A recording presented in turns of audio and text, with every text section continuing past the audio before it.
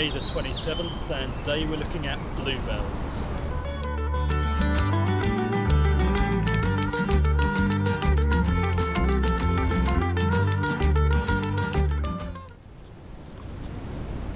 Okay, here we are in a bluebell wood.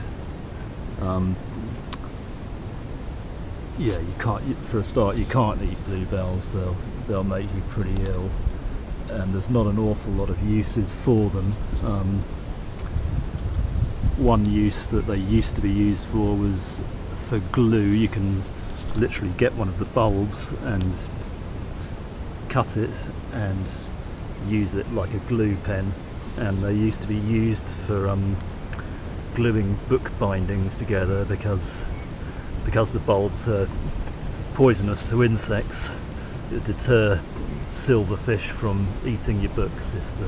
And as far as any medicinal use goes, well, they are a diuretic, and also you can use the juice for stemming bleeding, but there's probably better things you could use for both those things.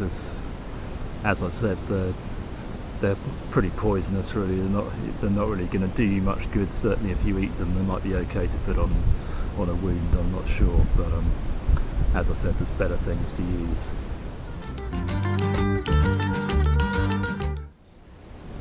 Now, although bluebells they're not endemic to Britain, but the UK holds about 30 or 40% of the world population of bluebells, and this kind of site of a woodland just full of bluebells is something that really you're only going to see naturally in Britain.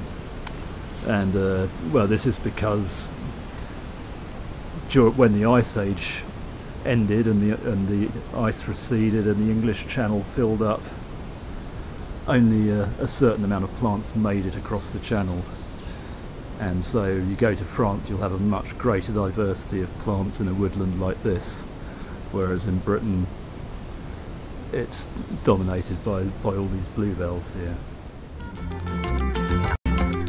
In the world of botany, bluebells are what is known as an ancient woodland indicator. That is, despite being one of the plants that made it to Britain from the continent, it is actually slow to colonise new areas. It takes about 5 years for a plant to mature from seed to flower, so when a wood is full of bluebells, you can be fairly sure it's an old one. Now there is cause for concern for our native bluebells, as there's a garden bluebell, the Spanish bluebell, which is often planted in gardens, which hybridises with the British bluebell, and it's becoming less and less common to find woodlands like this which are full of Hyacinthoides non-scripta bluebells, our native bluebell, which haven't been hybridised.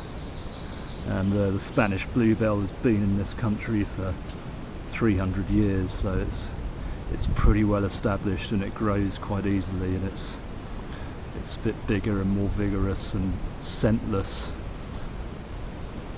and yeah, quite well naturalised.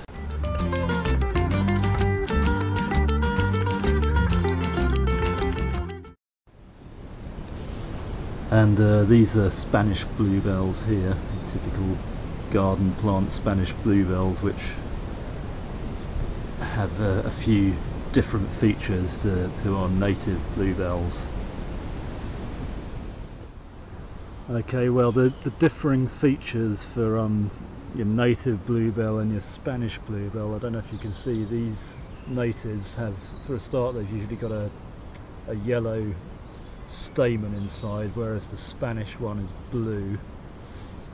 The leaves are more narrow, the Spanish ones are much wider, and the most sort of reliable feature is the native bluebell has flowers only on one side of the stem, whereas the Spanish one, they come off all angles of the stem, and the Spanish ones are usually much lighter as well. And another diagnostic feature too is, you can see here on these native ones, the petals are curved backwards, whereas the Spanish ones, the flowers are much more straight down. As is often the case with garden plants that us human beings find pleasing, the Spanish bluebell has sacrificed most of its scent and nectaries to put its energy into more showy flowers. But yes, it's all in all, it's an iconic British plant. I think it was voted Britain's favourite flower a couple of years ago, and yeah, it'd be a sad sight to see our native bluebell be ousted by hybridisation with an introduction. But yes, a uniquely British site. So there you go, a bluebell wood. It's no surprise that bluebell woods were often associated with enchantment and the supernatural. Their magical energy can, if just for a moment, make even the most rational person believe in fairies.